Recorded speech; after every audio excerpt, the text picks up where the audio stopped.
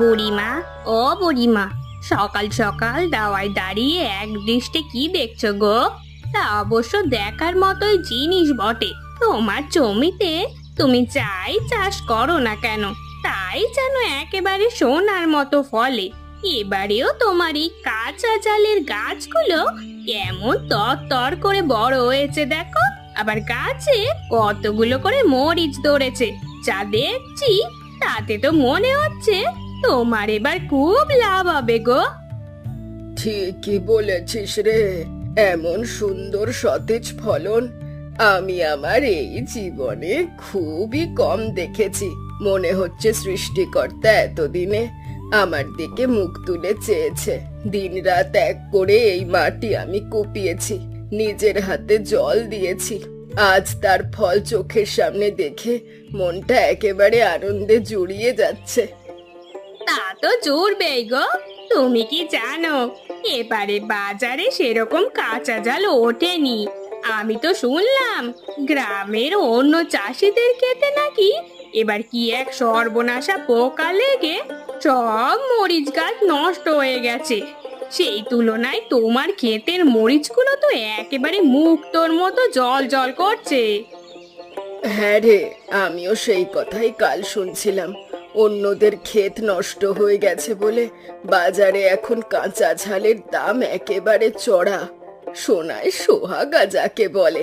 এই এত এত সতেজ মরিচ, এগুলো যদি আমি বাজারে নিয়ে গিয়ে ঠিকমতো বিক্রি করতে পারি তাহলে এবার আমার অনেক লাভ হবে।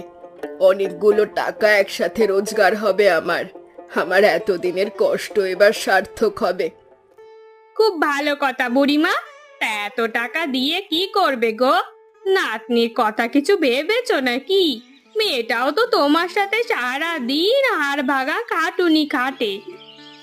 ওর জন্যই তো আমার এত কিছু রে। ভাবছি এই মরিচ বেচার টাকা দিয়ে সবার আগে আমার নাতনিটার জন্য দুটো ভালো জামা কিনবো।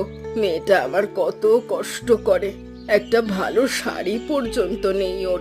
আর এই মরিচগুলো বিক্রি করে যে বাড়তি টাকা পাবো তা দিয়ে ওর বিয়ের জন্য কিছু সোনার গয়নাও গড়িয়ে রাখবো।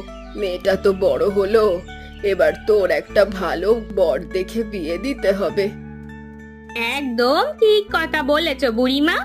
তোমার নাতনিটা সত্যি খুব লক্ষ্মী মেয়ে। তা কবে তুলবে এই মরিচগুলো? শহরের পাইকরা কিন্তু ভালো কাঁচা ঝালের জন্য হাটে একেবারে বসে আছে। হাটের দিনে নিয়ে গেলে চড়া দামে বিক্রি করে নিয়ে আসতে পারবে। আর তো মাত্র কয়েকটা দিনের অপেক্ষা। মরিচগুলো আর একটু পুষ্ট হলেই সব একসাথে তুলে ফেলবো। তারপর হাটের দিন বাজারে নিয়ে গিয়ে চড়া দামে বিক্রি করে দেব। আমার আর আমার নাতনির দুঃখের দিন এবার শেষ হতে চললো। সৃষ্টিকর্তা, তুমি শুধু এই কদিন আমার ক্ষেতটাকে একটু ঝড় বৃষ্টির হাত থেকে রক্ষা করো, তাহলেই আমার সব স্বপ্ন সত্যি হবে। তাহলে আমি এখন আসি গো বুড়িমা, পরে তোমার সাথে আবার কথা হবে। তুমি জানো আজকে তোমাকে কতটা সুন্দর লাগছে?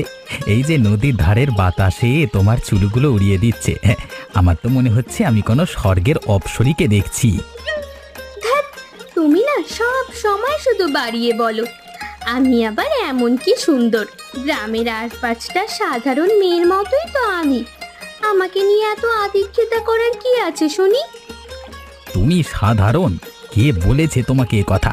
আমার চোখে তুমি এই পৃথিবীর সবচেয়ে সুন্দরী মেয়ে। আর শুধুই কি রূপ, তোমার গুণের কথা আমি কি বলবো। গতকাল তুমি যে নিজের হাতে ওই পুকুরের ছোট মাছের চচ্চড়ি আর কচুর লতি রান্না করে আমাকে লুকিয়ে খাইয়েছিলে, তার স্বাদ আমি এখনো ভুলতে পারছি না। কি অপূর্ব তোমার হাতের রান্না! এমন রান্না আমি আমার জীবনে কোনো দিন খাইনি। সত্যি বলছো? তোমার ভালো লেগেছে আমার হাতের রান্না? আমি তো ভয়ে ভয়ে ছিলাম, না জানি তোমার মুখে রোচে কিনা। আরে পাগলি, তোমার হাতের ছোঁয়া পেলে তো বিষ অমৃত হয়ে যায়। আমি তো সারা জীবন তোমার হাতের এই রান্না খেয়েই কাটিয়ে দিতে চাই। তুমি আমার জীবনের সবটুকু জুড়ে আছো। হে, এত প্রশংসা শুনে আমার খুব লজ্জা করছে কেশব। তুমি আমাকে এত ভালোবাসো যে তোমার এই ভালোবাসার ঋণ আমি কোনোদিনও শোধ করতে পারবো না। ঋণ শোধ করতে হবে না, তুমি শুধু আমার একটা কথার উত্তর দাও। আমি আর এই লুকিয়ে লুকিয়ে দেখা করতে চাই না। আমি তোমাকে সারা জীবনের জন্য নিজের করে পেতে চাই। তুমি কি আমাকে বিয়ে করবে? আমি তো তোমাকে ভালোবাসি কেশব, আমিও তোমাকেই বিয়ে করতে চাই। তুমি ছাড়া আমার জীবনে আর কেউ নেই। কিন্তু কিন্তু কি? এর মাঝে আবার কিন্তু আসছে কোথা থেকে? কিন্তু তার আগে আমার ঠাকুমাকে রাজি করাতে হবে। ঠাকুমাই আমাকে ছোট থেকে কোলে পিঠে করে মানুষ করেছে। তার অমতে আমি কোনো কাজ করতে পারবো না। ঠাকুমা রাজি হলেই আমাদের বিয়ে হবে। তোমার ঠাকুমার কথা আমার উপর ছেড়ে দাও। তোমার ঠাকুমার সাথে আমি নিজে গিয়ে কথা বলবো, তাকে আমি ঠিকই রাজি করে ফেলবো। ঠাকুমা হয়তো রাজি হবে না কেশব। ঠাকুমা তোমাকে খুব একটা পছন্দ করে না। সে তুমি ভেবো না, আমি জানি কিভাবে মানুষদের মন গলাতে হয়। আমি ঠিকই তাকে বুঝিয়ে দেব। তুমি শুধু আমার উপর ভরসা রাখো। ঠাকুমা, ও ঠাকুমা, কেমন আছো তুমি? শরীরের বাত ব্যথাটা এখন একটু কমেছে তো? তুই এখানে কি মনে করে? আমার শরীর কেমন আছে তাই নিয়ে তোর এত মাথা ব্যথা কেন রে কেশব? তুই তো জমিদারের চেলা। জমিদারের কাজ বাদ দিয়ে আমার মতো গরিব বুড়ির বাড়িতে তোর কি কাজ? আহা ঠাকুমা, তুমি তো শুরুতেই রেগে যাচ্ছ। আমি তো তোমার কাছে একটা ভালো প্রস্তাব নিয়ে এসেছি। তোর আবার ভালো প্রস্তাব? যে নিজে একটা আস্ত শয়তান, তার মুখে ভালো কথা মানায় না। যা বলতে এসেছিস সোজা কথায় বল। ঠাকুমা, আমি তোমার নাতনিকে খুব ভালোবাসি, আর সেও আমাকে ভালোবাসে। আমি তোমার নাতনিকে বিবাহ করতে চাই। তুমি আমাদের বিয়েতে মত দাও ঠাকুমা, আমি ওকে খুব সুখে রাখবো। চুপ কর তুই। আমার নাতনিকে তোর মতো একটা বখাটে লোভী আর জমিদারের পাঁচটা লোকের হাতে আমি তুলে দেব? তুই ভাবলি কি করে আমি এই বিয়েতে রাজি হব? মুখ সামলে কথা বলো বুড়ি। আমি ভালোবেসে সম্মান দিয়ে কথা বলছি বলে তুমি আমাকে যা খুশি তাই বলবে? আমি জমিদারের লোক, আমার ক্ষমতা সম্পর্কে তোমার কোনো ধারণা নেই। ক্ষমতা দেখাস না আমাকে। আমি তোকে খুব ভালো করে চিনি। আমি বেঁচে থাকতে তোর মতো শয়তানের হাতে আমার নাতনিকে দেব না। দূর হ, দূর হ আমার বাড়ি থেকে। তুমি কিন্তু খুব বড় ভুল করছো বুড়ি। তুমি জানো না তুমি কার সাথে শত্রুতা করছো। আমি তোমাকে সম্মান দিয়েছিলাম, তুমি সেটা পায়ে ঠেলে দিলে। বেরিয়ে যা বলছি আবার উঠোন থেকে, নইলে ঝাঁটা পেটা করে তোকে গ্রাম থেকে তাড়াবো। আমার নাতনিকে তুই ভুলে যা। তুমি আমাকে অপমান করে তাড়িয়ে দিচ্ছ তো? ঠিক আছে, আমি যাচ্ছি, কিন্তু একটা কথা কান খুলে শুনে রাখো বুড়ি। আমি তোমার নাতনিকে বিয়ে করেই ছাড়বো। তুমি কেন, তোমার বাপ এলেও আমাকে আটকাতে পারবে না।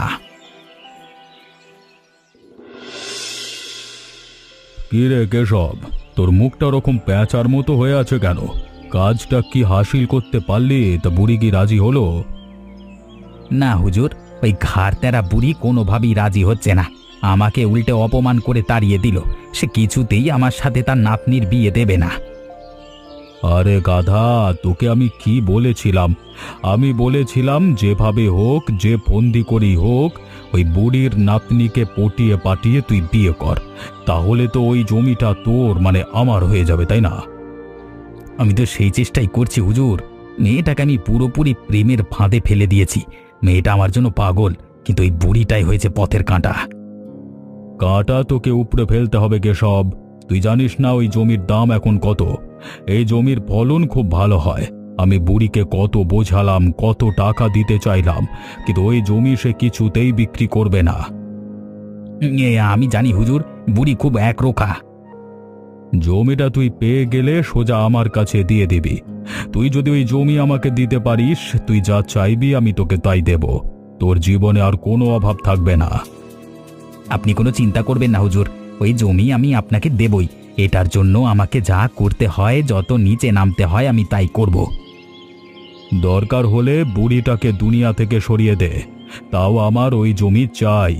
বাজারে এখন কাঁচা মরিচের যা দাম, ওই ফসল বিক্রি করতে পারলে আমার অনেক লাভ হবে। আমাকে শুধু কয়েকটা দিন সময় দিন হুজুর। আমি বুড়ির নাতনিকে এমনভাবে প্রেমের ফাঁদে ফেলেছি যে ও শুধু ওই জমিটার জন্য আমার তুরুপের তাস হবে। আমার পাতা ফাঁদ থেকে ওই বুড়ি আর নাতনি কিছুতেই বের হতে পারবে না। তুমি কেন কেশবকে এইভাবে অপমান করে তাড়িয়ে দিলে? সে তো সম্মান নিয়েই তোমার কাছে আমার হাত চাইতে এসেছিল। তুমি এমন কেন করলে ঠাকুমা? তুই বুঝবি না দিদি ভাই, ওই কেশব ছেলেটা সুবিধার নয়, সে জমিদারের লোক। ওদের নজর আমাদের এই জমির ওপর। তোকে ভালোবাসার ভান করেছে মাত্র। তুমি মিথ্যা বলছো। কেশব আমাকে খুব ভালোবাসে। সে আমাকে কখনো ঠকাবে না। তুমি শুধু শুধু গরিব বলে তাকে ছোট করছো। তুই এখনো অনেক ছোট, মানুষের বাইরের রূপ দেখে ভুলিস না। আমি আমার জীবনের অভিজ্ঞতায় বলছি, ওই ছেলে তো সর্বনাশ করবে। আমি তোমার কোনো কথা শুনতে চাই না। আমি এখন বড় হয়েছি। আমার ভালো মন্দ বোঝার জ্ঞান আমার হয়েছে। তুমি কেন আমাদের ভালোবাসার মাঝে বাধা হয়ে দাঁড়াচ্ছ? আমি তোর ভালো চাই বলেই বাধা দিচ্ছি। তুই আমার একমাত্র সম্বল। তোকে আমি একটা শয়তানের হাতে তুলে দিতে পারি না। এসব শয়তান না, শয়তান তুমি, যে নিজের নাতনির সুখ দেখতে পারে না। তুমি কেশবকে অপমান করেছো। এর জন্য আমি তোমায় কোনোদিন ক্ষমা করব না। দিদি ভাই, তুই একটু শান্ত হয়ে আমার কথাটা বোঝার চেষ্টা কর। ও তোকে বিয়ে করতে চায় শুধু ওই জমিটা দখল করার জন্যে। আর একটা কথাও তুমি কেশবের নামে বলবে না। আমি বুঝে গেছি তুমি চাও না আমি বিয়ে করে সুখী হই। আমি তোমাকে বলে দিচ্ছি, আমি যদি বিয়ে করি তবে কেশবকেই করব। তুমি আমাকে আটকাতে পারবে না। আমি তোমাকে আগেই বলেছিলাম না, তোমার ঠাকুমা কিছুতেই আমাদের বিয়ে মেনে নেবে না। উনি আমাকে কতটা অপমান করেছেন তা তুমি জানো না। আমি জানি কেশব, আমি ঠাকুমার সাথে অনেক ঝগড়া করেছি, কিন্তু ঠাকুমা কিছুতেই রাজি হচ্ছে না। এখন আমরা কি করব? তোমার ঠাকুমা যদি আমাদের বিয়ে না মানে তাহলে না মানুক। উনি আমাকে মুখের উপর বলেছেন উনি মরে গেলেও আমাদের বিয়ে দেবেন না। তাহলে এটাই সত্যি হোক, ওনার মরবার পরেই আমাদের বিয়ে হবে। এটা তুমি কি বলছো কেশব? ঠাকুমা মারা যাবে মানে কি? তুমি এসব কি অলক্ষণে কথা বলছো? হ্যাঁ, আমি ঠিকই বলছি। এছাড়া আমাদের আর কোনো রাস্তা নেই। বুড়িকে মরতেই হবে। আর এই কাজটা করবে তুমি। কেন পারবে না? তোমার ঠাকুমাই আমাদের মাঝে কাঁটা হয়ে দাঁড়িয়েছে। এই কাঁটাকে আমাদের সরাতেই হবে। আমি আমি আমার ঠাকুমাকে মারবো? তুমি পাগল হয়ে গেছো কেশব। আমি এই কাজ জীবনেও করতে পারবো না। আমি আমার ঠাকুমাকে নিজের হাতে কখনোই মারতে পারবো না। তুমি বুঝতে পারছো না কেন বোকা মেয়ে? বুড়ি যদি না মরে তাহলে আমাদের বিয়ে কখনোই হবে না। সারা জীবন আমাদের আলাদা থাকতে হবে। বুড়ি ঠিকই তোমার জন্য কোথাও বিয়ে করিয়ে দেবে, আমার সাথে কখনো বিয়ে দেবে না। তুমি কি আমাকে পেতে চাও না? সত্যি করে বলো। আমি তোমাকে চাই কেশব, কিন্তু তাই বলে ঠাকুমাকে? না না না, আমার দ্বারা হবে না। আমি পারবো না। ভালোবাসার জন্য কোনো কিছুই পাপ নয়। তুমি যদি আমাকে সত্যি ভালোবাসো তাহলে তোমাকে তোমার ঠাকুমাকে হত্যা করতে হবে। এছাড়া আমাদের কাছে আর কোনো রাস্তা খোলা নেই। তোমার ঠাকুমাকে যদি রাস্তা থেকে হটাতে না পারি তাহলে তোমার আমার বিয়ে কখনোই হবে না। তুমি ভালো করে একবার ভেবে দেখো। এই নাও, আমি সাথে করে এক শিশি বিষ নিয়ে এসেছি। এটা খুবই কড়া বিষ। এটা কালকে সকালে রান্না করবার সময় তোমার ঠাকুমার খাবারে মিশিয়ে দেবে। না কেশব, আমাকে দিয়ে এটা হবে না। আমি পারবো না। সকালবেলায় দেখবে উনি স্বর্গে চলে গেছেন, আর আমাদের পথে কোনো কাঁটা থাকবে না। এরপরে তুমি আর আমি বিয়ে করে সুখের সংসার করব। কেউ আর আমাদের বাধা দিতে পারবে না। তুমি আমাকে বাধ্য করো না কেশব, আমি খুব ভয় পাচ্ছি। তুমি যদি এই কাজটা না করো তাহলে আমি আজকে রাতে এই গ্রাম ছেড়ে চিরকালের মতো চলে যাব। তুমি আর কোনো দিন আমার মুখ দেখতে পাবে না। বলো তুমি কোনটা চাও, আমাকে নাকি ওই বুড়িকে?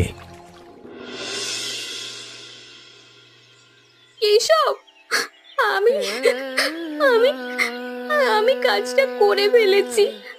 ঠাকুমা, ঠাকুমা আর নেই। সত্যি বলছো? বুড়ি মারা গেছে? কাজটা তাহলে সফলভাবে করে ফেলেছো তুমি। আমি জানতাম তুমি পারবে। চলো চলো, আর দেরি করে লাভ নেই। গ্রামের লোক কিছু বোঝবার আগেই তাড়াতাড়ি চলো, আমরা মন্দিরে গিয়ে বিয়েটা সেরে ফেলি।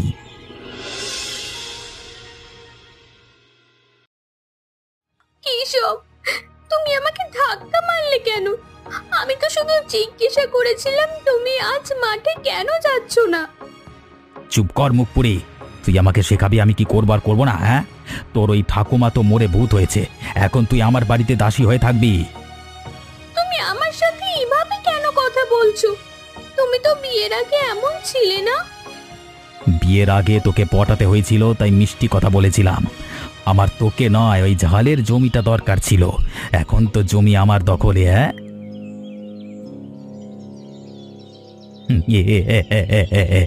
বাজারে এখন কাঁচা ঝালের প্রচুর দাম, আর এইদিকে কোনো কৃষকের কাছে কোনো জমিতে এত কাঁচা মরিচ হয়নি। এই সব মরিচ এখন আমার। এবার আমার প্রচুর লাভ হবে। এই কাঁচা ঝাল বিক্রি করে আমি লালের লাল হয়ে যাব। জমিদার মশাইকেও খুশি করতে হবে, আর ওই মেয়েটা ও তো এখন আমার হাতের পুতুল। সাবাস কেশব, তুই তো কামাল করে দিয়েছিস। আমি জানতাম তুই পারবি। এই জমি এখন আমার। সমস্ত মরিচ আমি শহরের বাজারে চালান করে দেব। সবই আপনার আশীর্বাদ হুজুর, আমি তো আপনার সামান্য চাকর মাত্র। কিন্তু ওই মেয়েটাকে নিয়ে কি করবি? ও তো এখন একটা আপদ। যদি গ্রামের লোকের কাছে মুখ খোলে তাহলে তো বিপদ হতে পারে। আপনি কোনো চিন্তা করবেন না হুজুর, ওই মেয়েটার ব্যবস্থা আমি আজকে রাতেই করে ফেলবো। ওকেও ওর ঠাকুমার কাছে পাঠিয়ে দেবো, কেউ টের পাবে না। তোদের এই সুযোগ আমি আর দেব না রে শয়তানের দল। এ কি করে সম্ভব? ভূত! ভূত! বুড়ি, তুই বেঁচে আছিস? হ্যাঁ হ্যাঁ রে শয়তান, আমি বেঁচে আছি। তোদের মতো পাপীদের শাস্তি নিজের চোখে দেখব বলে যমরাজ আমাকে ফিরিয়ে দিয়েছে। এই যে জমিদার বাবু, অন্যের জমি দখল আর খুনের চক্রান্ত করবার জন্য আপনাদের দুজনকে এক্ষুনি অ্যারেস্ট করা হচ্ছে। কি রে কেশব, তোরা কি ভেবেছিলি তোদের পরিকল্পনা এত সহজেই সফল হবে? তোরা আমাকে খুব বোকা ভেবেছিলি, তাই না? তুমিও এর মধ্যে ছিলে, কিন্তু তুমি তো আমাকে বললে তুমি বিষ খাইয়েছো।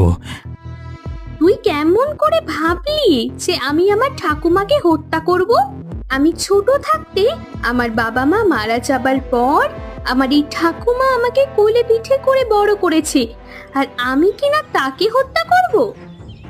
নিজে না খেয়ে আমাকে খাইয়েছেন, আজ আমি তোর মতো একটা লোভী রাস্তার কুকুরের জন্য তাকে হত্যা করব? আমি এতটা অকৃতজ্ঞ নই। হ্যাঁ, আমি বোকা ছিলাম। আমি বোকা ছিলাম যে আমি তোকে ভালোবেসেছিলাম, তোর মিথ্যে কথাগুলোকে বিশ্বাস করেছিলাম। কিন্তু আমি এতটাও বোকা না যে নিজের ঠাকুমাকে বিষ খাইয়ে হত্যা করব সেই রাতে। আমাকে ক্ষমা করো ঠাকুমা, আমাকে ক্ষমা করে দাও। আমি অনেক বড় ভুল করতে যাচ্ছিলাম, কিন্তু এটা কখনোই করতে পারবো না। এটা কখনোই আমার দ্বারা সম্ভব না। কি হয়েছে দিদি ভাই, তুই এভাবে কাঁদছিস কেন? তোর হাতে ওটা কিসের বোতল? এটা বিষের বোতল ঠাকুমা, কেশব আমাকে দিয়েছে। সে বলেছে তোমাকে এই বিষ খাইয়ে মেরে ফেলতে, যাতে আমরা বিয়ে করতে পারি। আমি জানতাম দিদি ভাই, আমি তোর ভালোবাসার কাঁটা হতে চাই না, কিন্তু তুই যাকে বিবাহ করতে চাইছিস সে তোর যোগ্য নয়, একটা আস্ত শয়তান। আমি বুঝতে পেরেছি ঠাকুমা, আমি ওকে পুলিশে দেব। দাঁড়া, তুই ওকে হাতে নাতে ধরতে চাস তো? তাহলে আমরা একটা পরীক্ষা করে দেখতে পারি। কি পরীক্ষা ঠাকুমা? তুই কাল সকালে গিয়ে ওকে বলবি আমি মারা গেছি। তুই কান্নাকাটির ভান করবি, আর এরপর তুই ওকে বিয়ে করে নিবি। কিন্তু আমি ওকে বিয়ে করব কেন? শুধু দুদিনের জন্য। বিয়েটা করার পরে তুই বুঝতে পারবি ওই শয়তান কেন তোর পেছনে লেগেছে। ওর আসল রূপটা তোর সামনে আসা দরকার, আর সাথে ওই জমিদারের চক্রান্তটাও প্রমাণ হওয়া দরকার। আমি ততদিন পুলিশের কাছে গিয়ে লুকিয়ে থাকবো। তারপরের ঘটনা তো আপনারা নিজের চোখেই দেখলেন দারোগা বাবু। এই শয়তানটা আমার নাতনিকে বিয়ে করে ওর আসল রূপ দেখিয়েছে, আর আমার জমির ঝাল লুট করার চেষ্টা করেছে। সব বুঝতে পেরেছি। এই জমিদার আর কেশব অনেকদিন ধরেই গ্রামের মানুষের উপর অত্যাচার করছিল। আজকে এদের সব পাপের ঘোড়া পূর্ণ হয়েছে। হ্যাঁ, কেশব, তুই আমাকে ডুবিয়েছিস। তোর জন্য আজকে আমার হাতে হাত করা পড়ছে। আজকে তোর বোকামির কারণেই সব কিছু হয়েছে। আমাকে ক্ষমা করে দিন হুজুর, আমাকে ক্ষমা করে দাও শ্রাবন্তী, আমি ভুল করেছি। আমি আর এরকম ভুল করব না। শ্রাবন্তী, তুমি তো আমাকে কত ভালোবাসো, আমাকে তুমি পুলিশে দিও না। আমি তোর একটা কথাও শুনতে চাই না। দারোগা বাবু, এখনই এই শয়তানগুলোকে আমার চোখের সামনে থেকে নিয়ে যান। সব ক্ষমা থানায় গিয়ে হবে। চল তোরা। আর কখনো এমন ভুল করবি না তো দিদি ভাই। না ঠাকুমা, আমি আমার শিক্ষা পেয়ে গেছি। তুমি ছাড়া এই পৃথিবীতে আমার আর কেউ আপন নেই। তাহলে চল, এবার আমাদের আরো কাজ আছে। এই ঝালগুলো সব বাজারে নিয়ে গিয়ে বিক্রি করতে হবে। ঠিকই বলেছো ঠাকুমা, তাড়াতাড়ি চলো। এগুলো বিক্রি করে টাকা পেলে আমাদের আর কোনো অভাব থাকবে না।